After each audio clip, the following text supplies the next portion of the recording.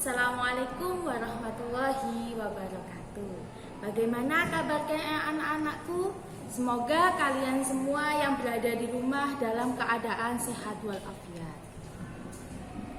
Semoga kalian semua yang masih sakit dan kurang enak badan, semoga segera sehat dan kembali bersama kita kumpul di Pondok Modern Arifai 2. Masih ingat dengan SMP Modern Arifai?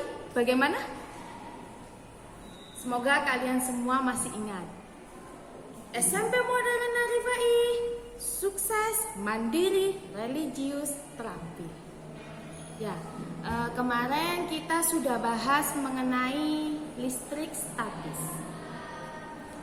Di listrik statis kemarin Samen sudah memahami tentang atom. Atom kemarin ada bagian-bagiannya. Masih ingat apa itu bagian-bagian dari atom? Yang pertama, atom itu memiliki yang namanya elektron. Kemudian ada neutron dan proton.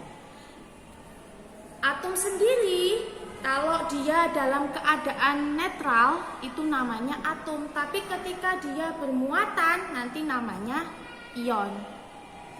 Nah, sekarang untuk materi selanjutnya kita akan membahas tentang hukum Coulomb. Kenapa kok disebut hukum Coulomb ya? Kok gak kenapa misalnya nama saya Jamila, hukum Jamila, kok gak gitu ya? Karena yang menemukan hukum Coulomb itu adalah Charles Augustin de Coulomb, makanya disebut hukum Coulomb. Yang perlu kita pahami dari hukum ini adalah rumus yang dikemukakan oleh saya sebut Pak Coulomb. Saya tuliskan ya, bagaimana rumusnya?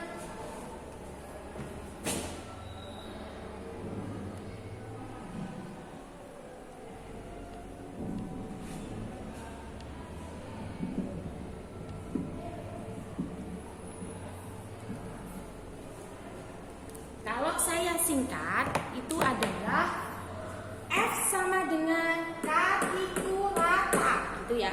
Itu untuk mempermudah kita memahami materi ini. Jadi saya singkat K itu rata. Kita definisikan satu persatu. Apa itu K? Apa itu Q? F-nya itu adalah gaya Coulomb.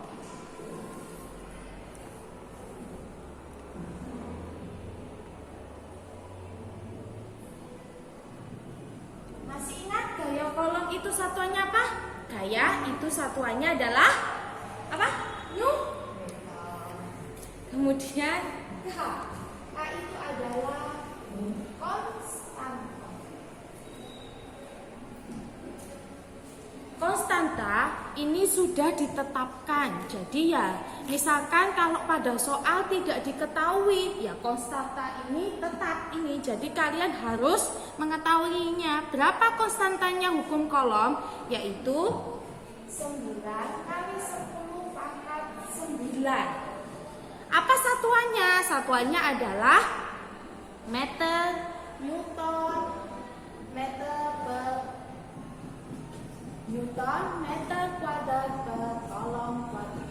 Kemudian yang ketiga adalah Q1. Apa itu Q1? Q1 adalah muatan listrik pada benda pertama. Muatan listrik kemarin, apa satuannya muatan listrik? Satuannya adalah Coulomb. Q2 itu adalah muatan listrik pada benda kedua. Satuannya apa? Sama, yaitu Coulomb. Terus kemudian yang terakhir yaitu R. R itu apa? R itu adalah jarak antara Q1 dan Q2. Kalau jarak, satuannya apa jarak itu? Meter. Dari sini mungkin kalian masih bingung untuk pengaplikasiannya. Maka akan Ibu tuliskan contoh soal untuk mengerjakan hukum kolom. Misalnya nih, diketahui dua buah muatan, yang satunya yaitu yang pertama, dia muatannya adalah positif 3 kali 10 pangkat 5 kolom. Kemudian muatan yang kedua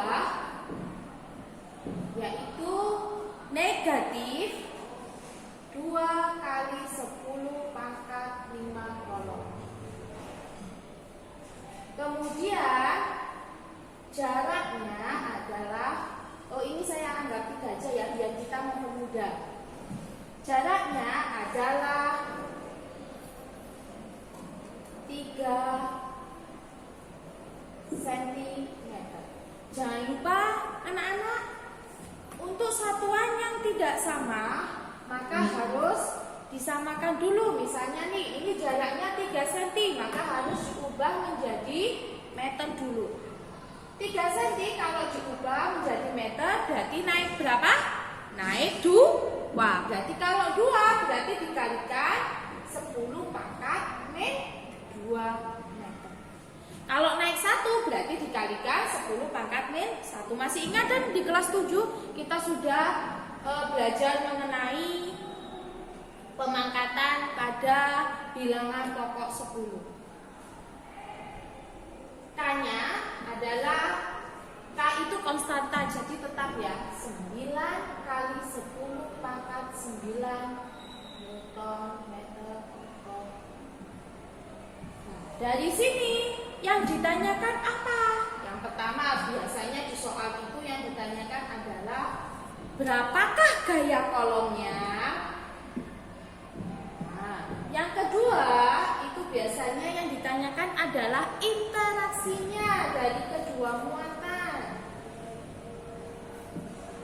Interaksi dari I1 dan I2.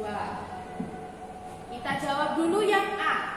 Jangan lupa kalau kita belajar perhitungan itu pasti jangan lupa diketahui, ditanya dan jawab. Karena kalau sampai mengerjakan soal ada seperti ini, maka itu ada poinnya. Tapi kalau sampean langsung ujuk-ujuk misalkan jawabannya 100 lah, itu 100 dari mana? Kita juga yang menilai bingung. Makanya harus ada langkah-langkahnya. Kita masukkan rumusnya ya. Untuk cari F yang pertama untuk gaya kolom yaitu F sama dengan K I1 kali I2 per R kuadrat. Kita masukkan, K-nya berapa? 9 kali 10 pangkat 9 dikalikan I-nya berapa kan? I-nya tadi I1 adalah 3. Untuk plus dan minus tidak usah dimasukkan ke dalam rumus. Ini untuk menjawab di bagian yang B tentang interaksinya. Kita kalikan 3 kali 10 pangkat 5 kolom dikalikan 3 kali 10 pangkat 5 kolom.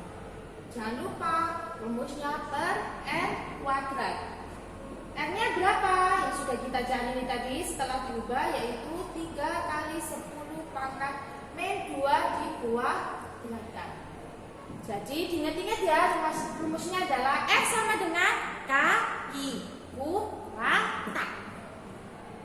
Kita kerjakan. Kita tulis dulu 9 kali 10 pangkat 9. Nah, bilangan pokok yang di depannya 10 pangkat kita kerjakan dulu. Berarti ini 3 kali 3. Berapakah 3 kali 3? 3 kali 3 adalah 9. Dikali untuk perkalian bilangan pangkat 10 seperti ini, maka kalau ini dikalikan maka dijumlah. Jadi 10 pangkatnya adalah 5 ditambah 5. Karena kenapa? Karena perkalian. Kalau pembagian nanti dikurangi. Jadi 5 tambah 5 berapa? 10. Dibagi. Ini dikuadratkan. 3 kuadrat berapa?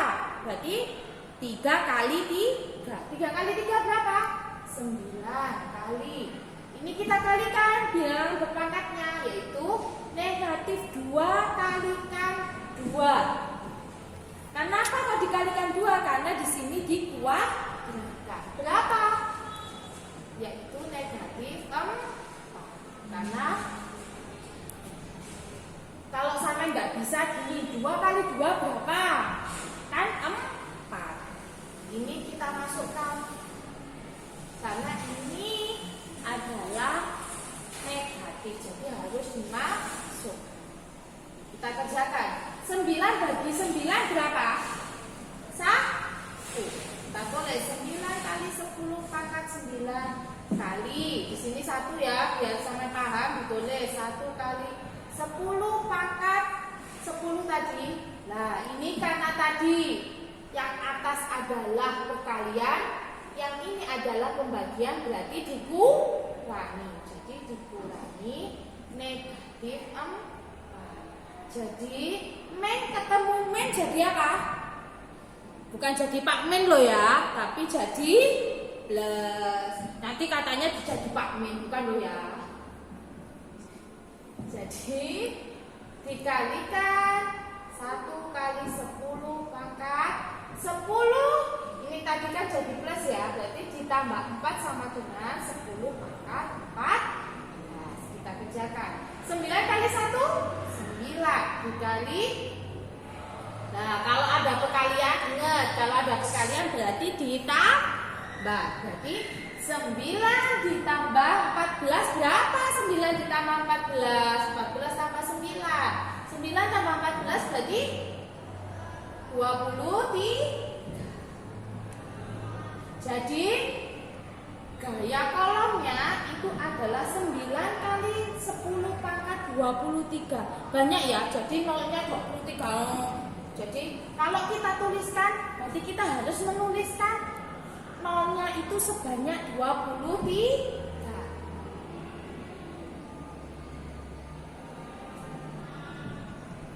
Berikutnya kita jawab yang B. Biar simpel ditulis gini aja. Yang B adalah interaksi dari Q1 dan Q2. Nah, kalau kita lihat jawab untuk interaksinya, maka kita lihat dia benda 1 bermuatan apa dan benda 2 bermuatan apa. Karena benda 1 tadi bermuatan positif, sedangkan benda 2 bermuatan negatif. Kalau negatif sama positif, kemarin sudah diterangkan kan interaksinya. Apa kira-kira kalau muatan positif dengan muatan negatif? Apa? Masih ingat? Tarik menarik. Jadi interaksinya Q1 dan Q2 adalah tarik menarik.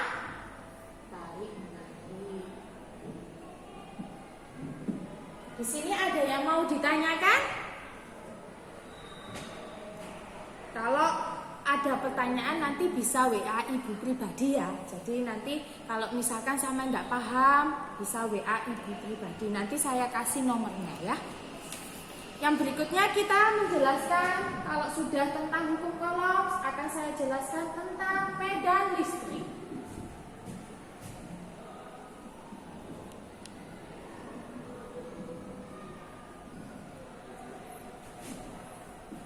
Apa itu medan listrik ya? Medan listrik adalah ruang yang di sekitar benda yang bermuatan listrik yang masih dipengaruhi gaya listrik. Apa yang maksudnya? Saya gambarkan ya. Misalkan nih, ada 2 buah benda, yang satunya bermuatan negatif, yang satunya bermuatan positif.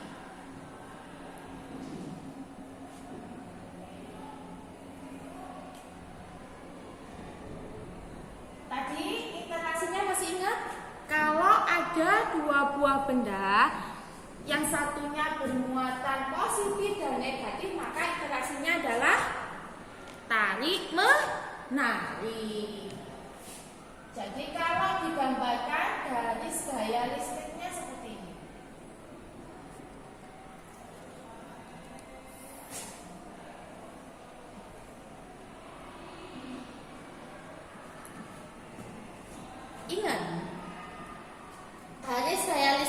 itu dari muatan positif ke negatif. Jadi tanda panahnya dari positif ke negatif.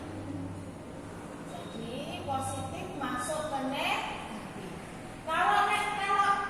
Kalau positif bagaimana? Kalau positif berarti tanda panahnya keluar. Kalau negatif bagaimana? Tanda panahnya masuk. Nah, ini untuk benda yang bermuatan berbeda. Misalnya nih, kalau benda yang bermuatannya sama bagaimana? Misalkan ada benda, dua buah benda yang muatannya negatif dengan negatif. Saya gambarkan. Bagaimana interaksinya antara dua benda yang sama muatannya? Masih ingat apa? Tolak menolak. Jadi kalau digambarkan garis gaya listriknya seperti ini.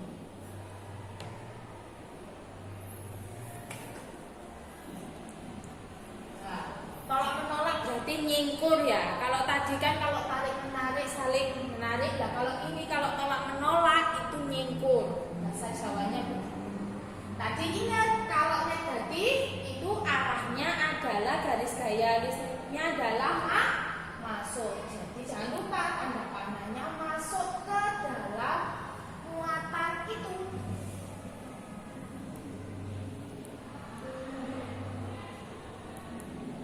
Kalau misalkan positif ketemu positif, gimana?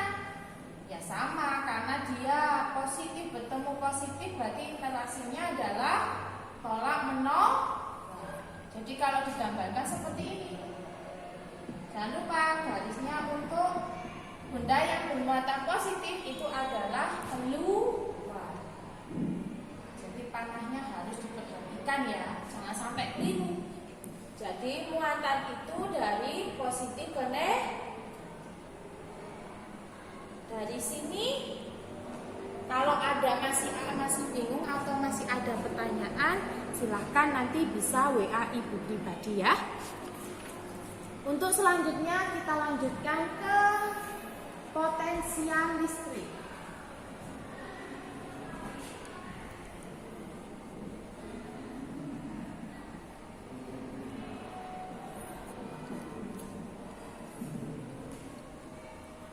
Apa ya potensial listrik itu ya? Potensial listrik itu adalah besarnya usaha yang digunakan untuk memindahkan dari satu titik ke titik yang lain. Misalnya nih, Ibu gambarkan ada dua benda yang bermuatan. Satunya saya kasih A, satunya saya kasih B. Benda ini muatannya adalah berbeda. Yang satu misalkan yang A positif dan yang B adalah negatif. Masih ingat garis gaya listrik tadi yang sudah saya gambarkan? Berarti ini dari positif ke negatif. Ini keluar, ini masuk. Ini keluar, ini masuk. Keluar, masuk. Keluar, masuk. Yang berbeda apa? Yang berbeda itu adalah arah dari elektronnya. Kalau ini kita bicarakan muatannya, kan masih ingat kemarin? Kan benda itu kalau dia ditinggalkan oleh elektronnya, jadi dia akan bermuatan positif. Kalau dapat elektron dari benda yang lain, maka dia akan bermuatan negatif. Nah, untuk arah elektronnya itu berarti dari titik B ke titik A. Jadi kalau digambarkan begini, ini untuk arah elektronnya.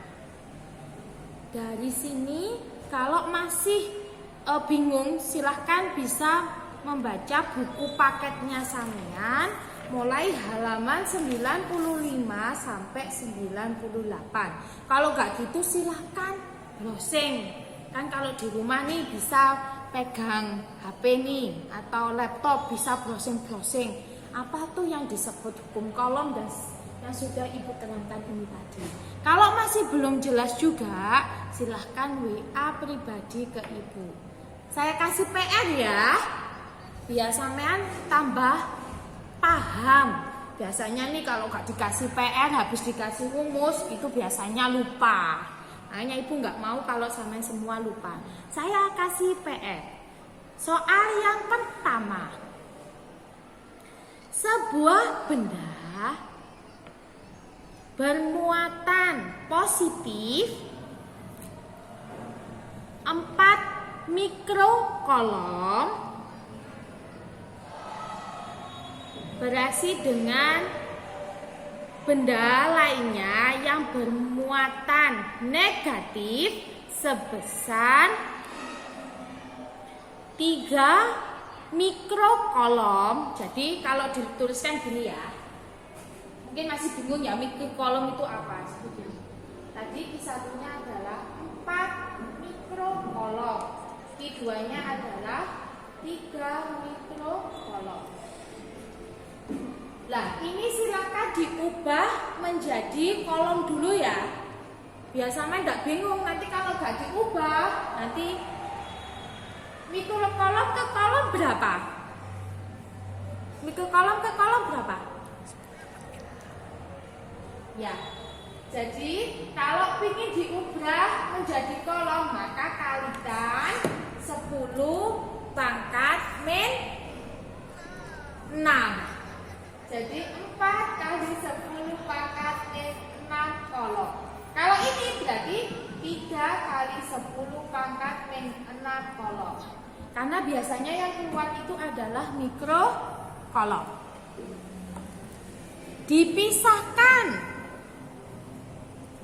Dipisahkan sejauh 2 cm. Berapakah gaya kolom dari kedua muatan tersebut? Dan bagaimana interaksinya? Itu soal yang pertama ya. Sekarang soal yang kedua. 2 buah benda masing-masing bermuatan negatif 2 mikrokolom dengan 5 mikrokolom dipisahkan sejauh 5 cm. Berapakah gaya kolom dan interaksinya? Sudah 2 soal saja cukup. Nanti jawabannya bisa dikirimkan lewat WA Ibu ya. Nanti akan saya share berapa nomornya. Wajib dikerjakan loh ya, karena ini menjadi nilai tugasnya kalian. Semoga apa yang sudah Ibu kerjakan semoga bermanfaat bagi kalian semua. Jangan lupa selalu jaga kesehatan. Semoga kita semua selalu diberikan ilmu yang manfaat barokah. Amin. Agar kita semua bisa memajukan negara kita. Walaupun dengan kondisi yang seperti ini kita harus tetap semangat, harus tetap belajar. Demikian dari Ibu, semoga kalian semua ilmunya bermanfaat. Wassalamualaikum warahmatullahi wabarakatuh.